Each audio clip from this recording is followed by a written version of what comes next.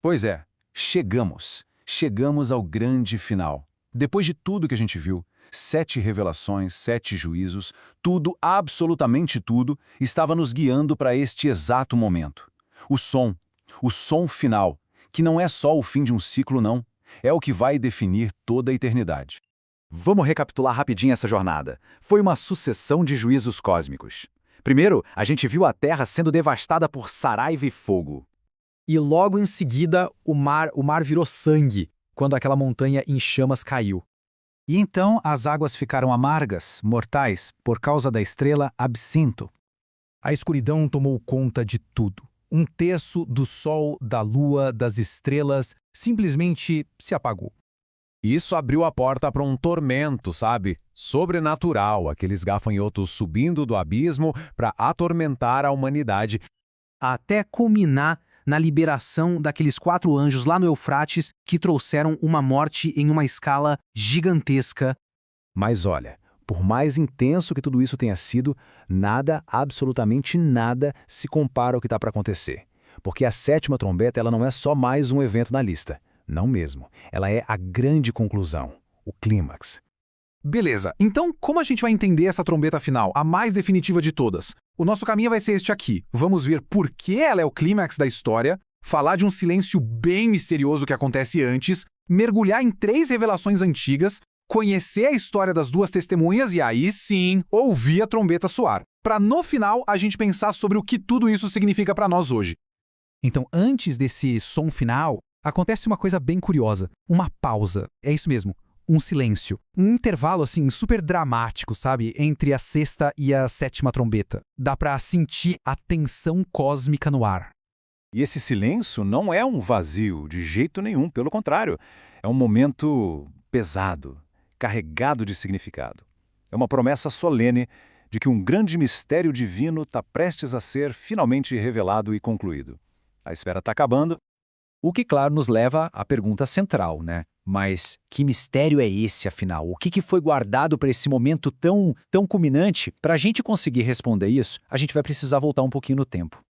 Pois é, a chave para a gente entender a profundidade do que a 7ª trombeta significa, ela está em 3 fontes bem antigas, lá da tradição judaica. São elas que vão dar para a gente o contexto, a luz que vai iluminar tudo. Olha só que interessante essa conexão com o Monte Sinai. O Midrash explica que lá no Sinai, aquelas 7 vozes que foram ouvidas foram uma revelação gradual, sabe? Uma coisa de cada vez. Mas a 7ª trombeta, ela é diferente. Ela é a união de todas essas vozes soando de uma vez só. A gente sai de uma revelação parcial para uma revelação completa, total. O plano final de Deus sem filtros.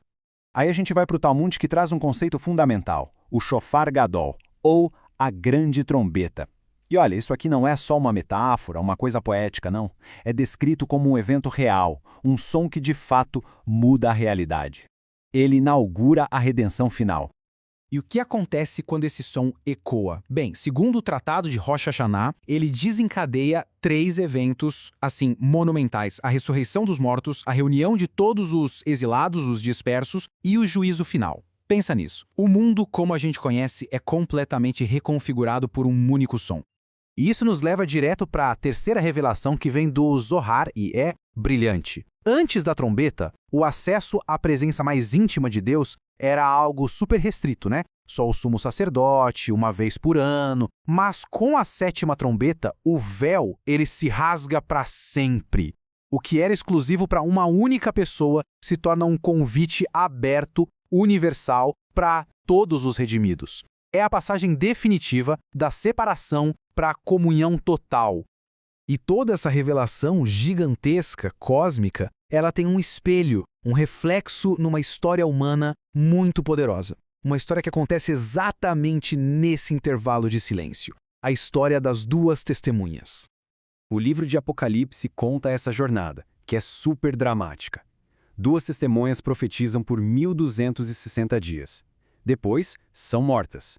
E aí, para surpresa de todo mundo, 3 dias e meio depois, elas ressuscitam e sobem aos céus. A vindicação delas, essa vitória, é o prelúdio, é o que acontece um pouquinho antes do som final.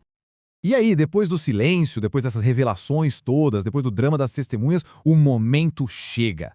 A 7ª trombeta finalmente soa.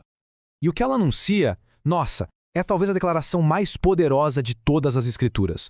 É uma transferência final e definitiva de poder. Toda a autoridade, todos os governos, todos os reinos, tudo agora está submetido ao seu verdadeiro e legítimo rei. Então, o ponto central aqui é que esse momento tem duas faces, como uma moeda. De um lado, é a hora do juízo final para quem se opôs, mas do outro, é a hora da recompensa final, da justiça e da vindicação para todos que esperaram por esse dia. Tudo isso é épico, grandioso, mas a gente precisa trazer para a nossa realidade, né?